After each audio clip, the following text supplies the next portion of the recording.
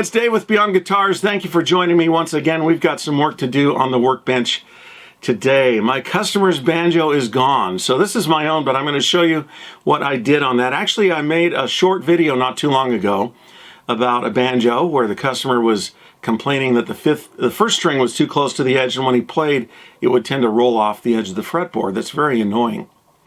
Well, I made a new nut for it, and banjos have two nuts, but the main nut has 4 strings, including the first string, and it was just cut too close to the edge, so I made a new nut that had the strings spaced properly and centered properly so that the first string wasn't too close to the edge, and got that done. He also wanted 5th string spikes put in, and that's a unique thing. I'll tell you, if you aren't a banjo player, you probably have no idea what that is, but I'll explain it to you in just a second. But I took a look at the 5th string to put spikes in it, and there was absolutely no way because it was too close to the edge also. So in order to do that, I got approval on that job, and I had to first move the nut over. There's a dedicated nut here on the 5th fret for just the 5th string. It's a tiny little nut right here. Well, I did that, and that's what this video is about, is moving that nut over for the 5th string. I'm not going to be installing spikes in this video. I want to make a dedicated video for that. But I will tell you what they're for, and I'll demonstrate actually. On a guitar, if you want a capo, or as the British call it, a capo, you put the capo on. That's unusual for me to call it that, but you put the capo on. Let's say I'm going from the key of G up to the key of A, so I want to go up 2 half steps and put the capo on right there on the 2nd fret. But the 5th string is unaffected because it starts up here. So this capo has absolutely no influence on it. And it's still left behind in the old key of G. And it just doesn't work. That didn't sound very good, did it? In order to capo the 5th string all by itself, many things have been invented and devised to do that. And probably the best one and the most lasting idea is one that Earl Scruggs himself came up with, and that was model train railroad spikes. HO model train railroaders are very into detail. They like authenticity in a very tiny scale. And that includes, what you can't see between my fingers, is actually a railroad spike. You ever seen a railroad spike? They're about this long, and they're made of iron. Well, these are the tiniest railroad spikes you could ever imagine. I've got hundreds of them in this little cup.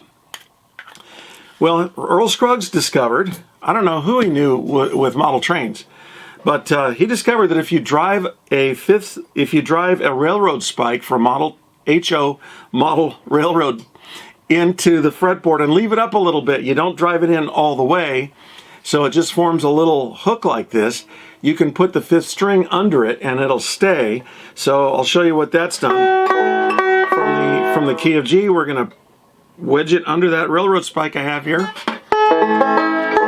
And now I can play normally because the 5th string is now in tune with all the others. Well, he wanted those put in his banjo, so first I had to move the 5th string nut over. That's the long story, and that's what this video is about right after this.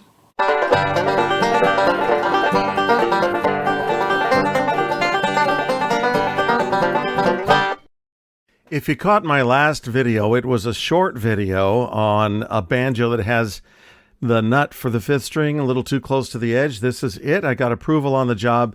So there is the little nut. You can see how close it is to the edge. It's actually right on the edge, and it needs to be replaced because the 5th string spikes can't be installed with the string that close to the edge. So I'm going to take it out, fill the hole, drill a new hole, and put a new nut in right next to it, just inboard a little bit. Someone used a lock stitch on this string, which I never do. There we go.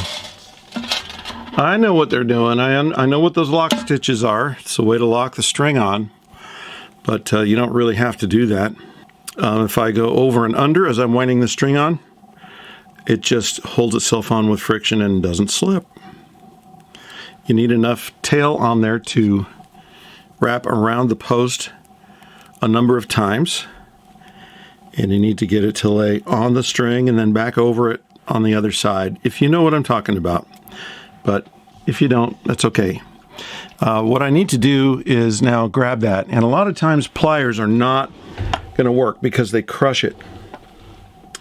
What I'm hoping is that I can get it out without crushing it. But I'm going to try some pliers on it.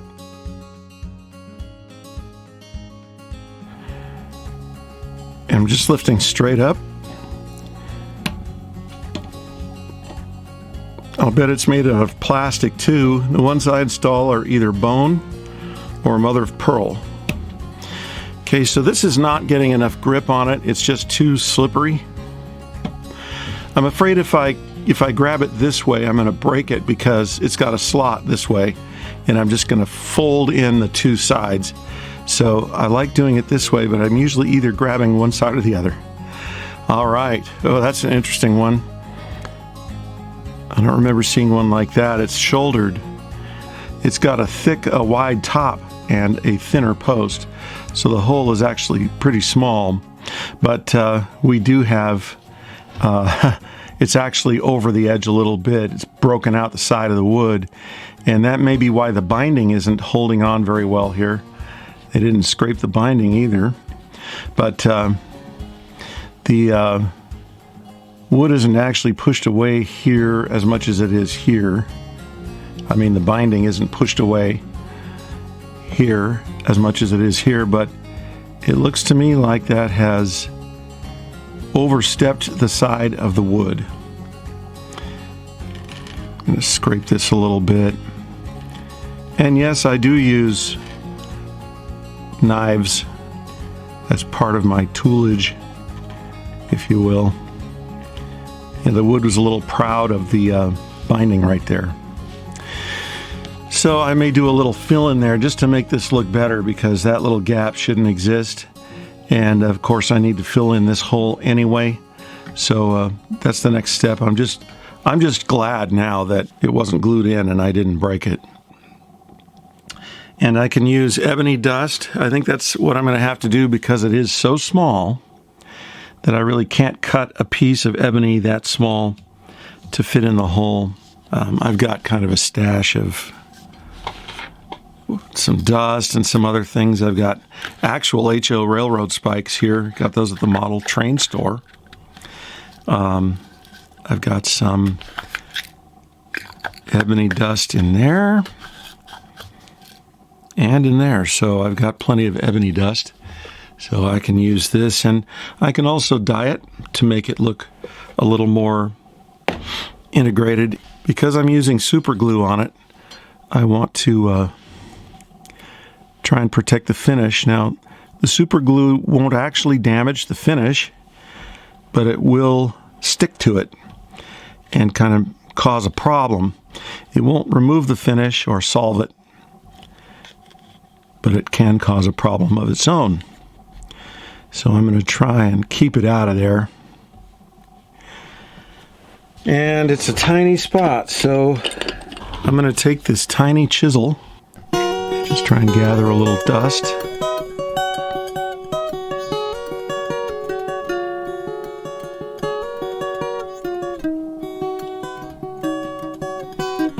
To put down in the hole.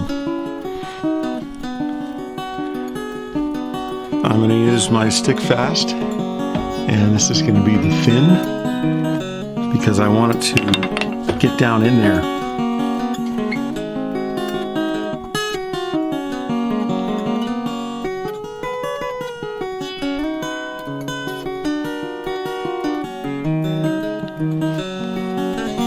Now I'm ready to put a little bit more in.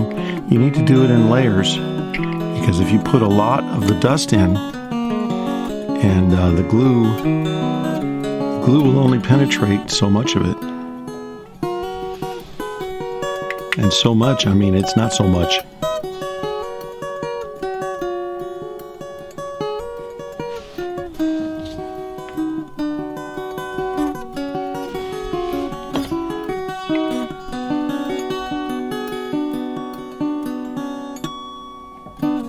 Once I get this filled, then my next challenge is drilling a new hole.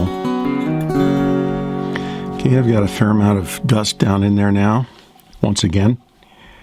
And it's time to drop some glue in.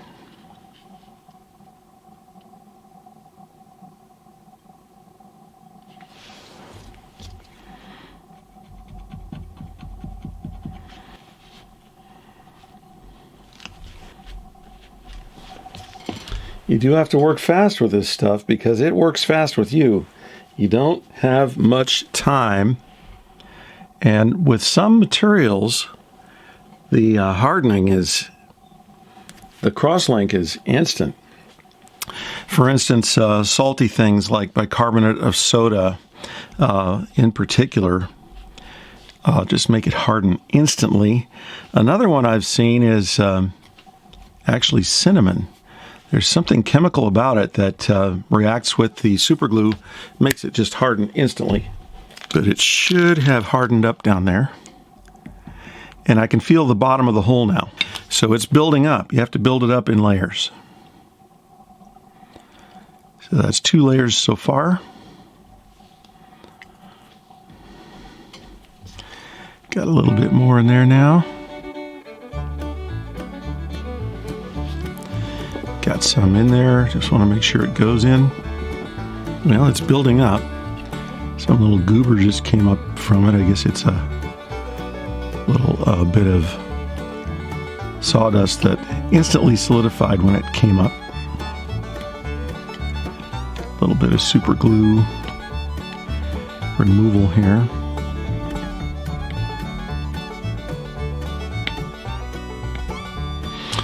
Well, I don't have much left to do there, but there is a little bit.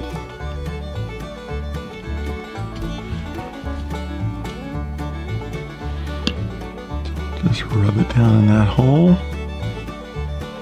like that.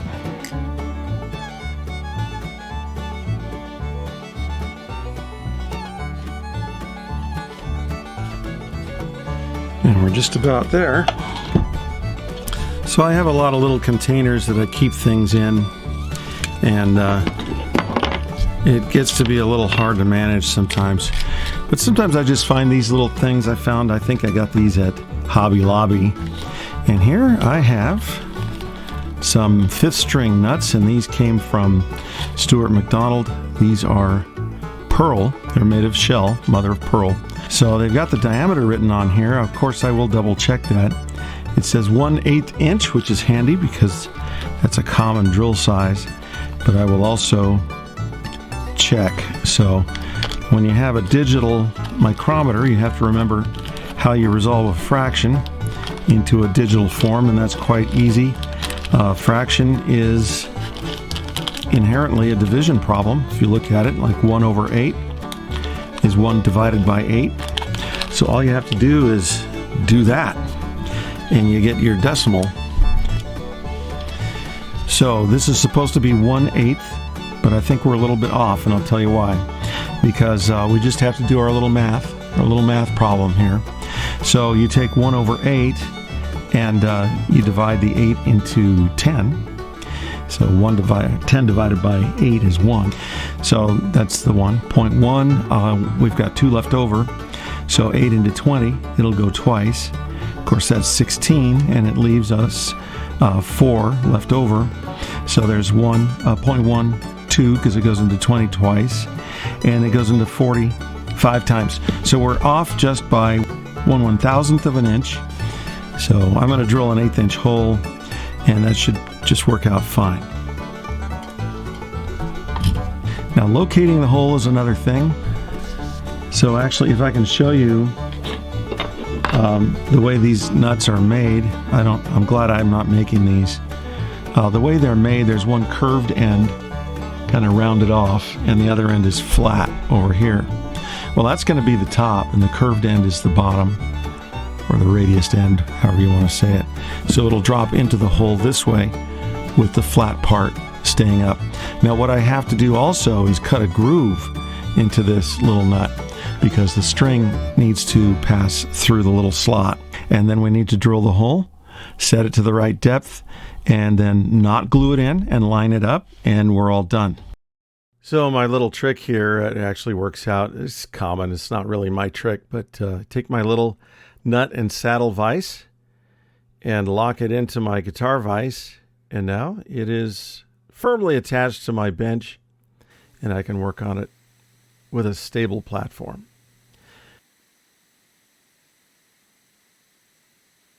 What I'm using is a nut slotting file, and that will create the slot I need for the string to pass through. But I just need to be really careful. This material is mother of pearl, so it's a little softer than bone. So you just have to be careful you don't chip it out.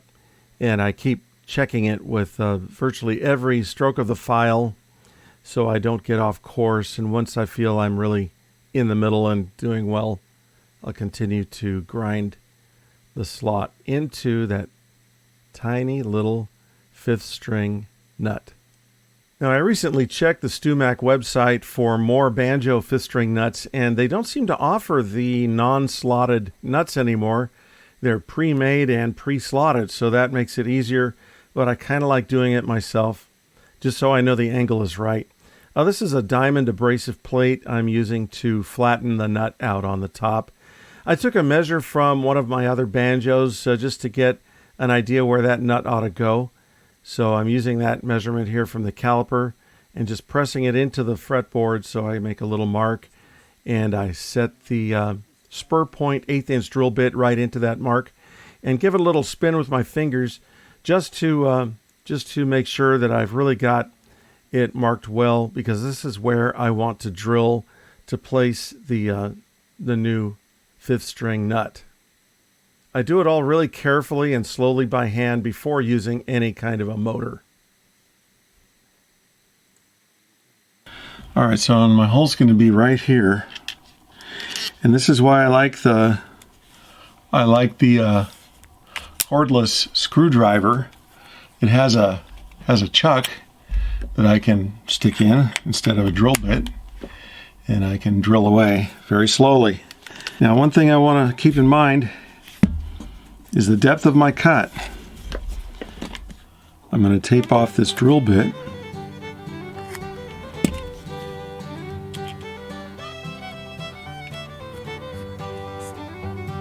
That's a little shallow, but that's fine. And I'm just going to wrap it around once. That's all I need because I'm doing this so carefully.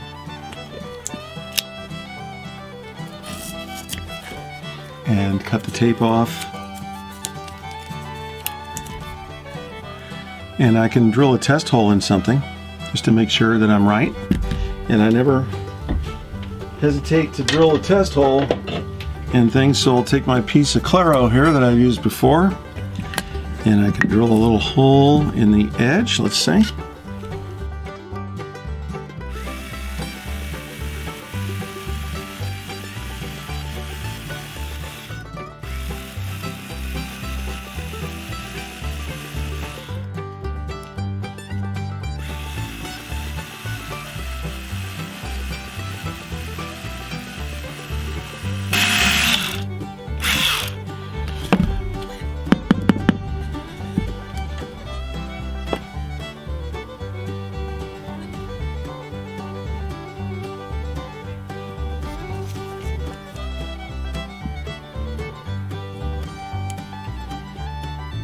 .050.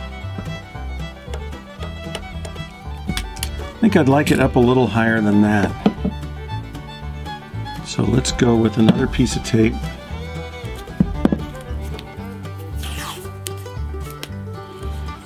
And we're going to shorten this distance a little bit.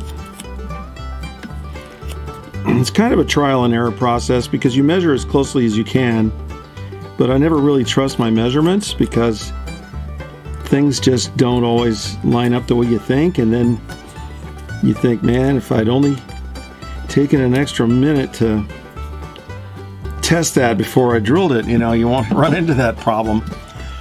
So I'm going to try this again over here.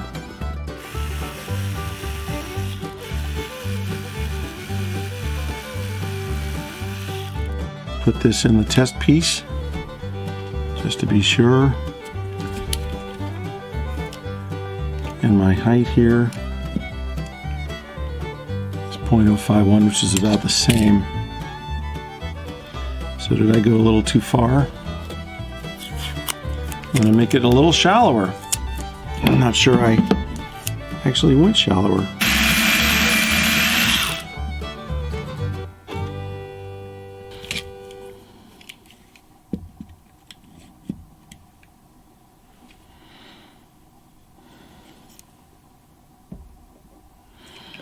Okay, so that gives me 0.75 on the height of the nut when it's in flush with the wood. So now I can go ahead and drill the fretboard.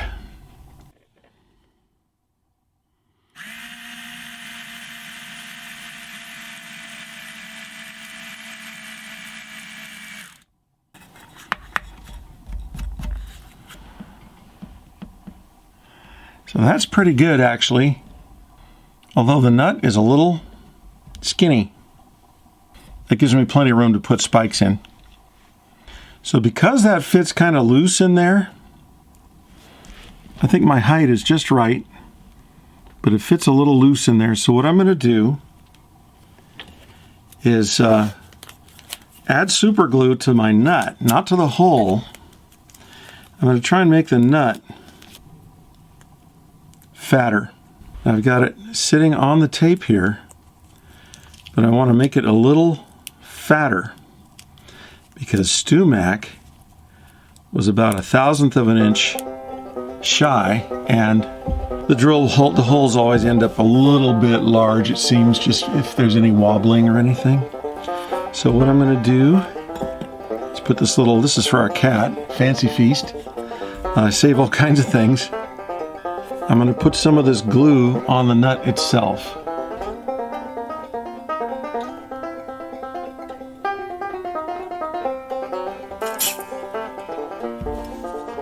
It did add a little bit to it. These are so tiny, it's very hard to work with them because they're so small.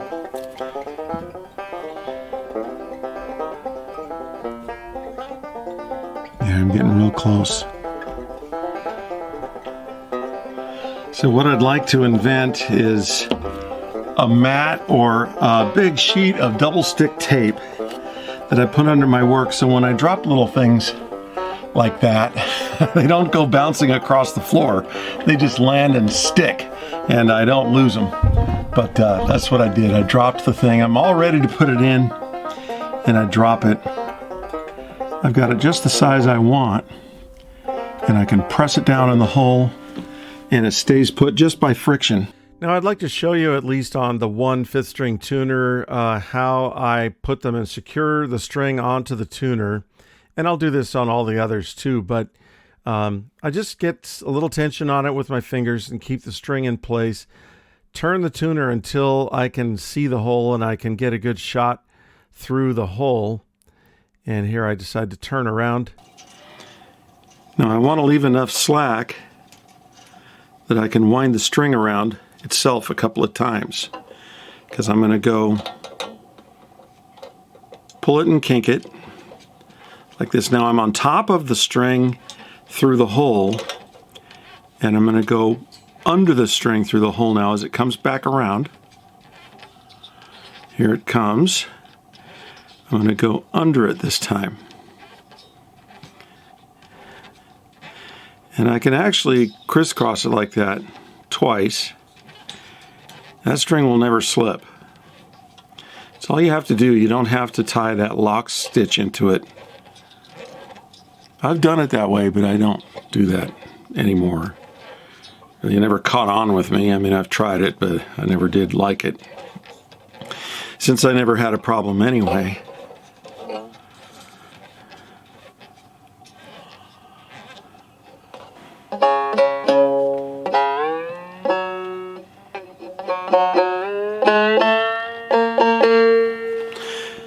I like having the 5th string up on the nut because that leaves me a little more room to put the spikes in. So that works out well for me. Now I'm going to put the first string on.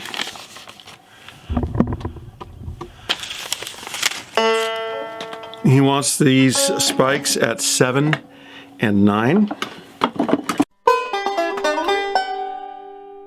Well, I'm going to cut it short there. As I said, I'm not doing the model railroad spikes in the banjo in this video, so that's coming up. I'll be making a video for that pretty soon. I'll dedicate a video just to model railroad spikes, and you can see how that's done, at least how I do it. But that's it for today, and we'll be getting to more projects real soon. Please like and subscribe. I appreciate it when you do, and I'll be back once again pretty soon here with another video from Beyond Guitars.